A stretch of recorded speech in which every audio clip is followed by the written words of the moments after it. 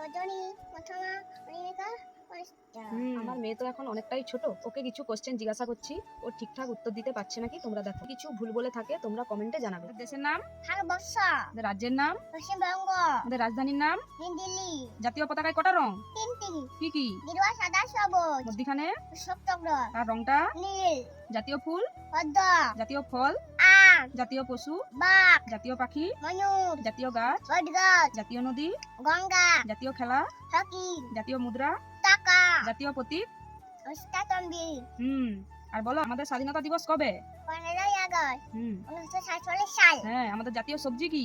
রতি সবজি কুমড়ো, আর জাতীয় শাক? রতি শাকের আমাদের গোবরা, বিশ্বকবির নাম কি? রবীন্দ্রনাথ ঠাকুর।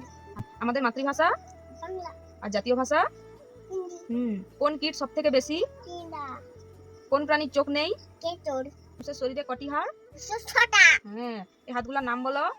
বৃক্ষাঙ্গুলি, রজনী, প্রথমা, অনিমিকা, অনিষ্টা। তোমার নাম? আমার নাম নিশা পাথর। গ্রাম? রামন্তরা, থানা? থানা দেবরা, হ্যাঁ, ভালো তো। জেলা? পশ্চিম মেদিনীপুর, পোস্ট? অন্তর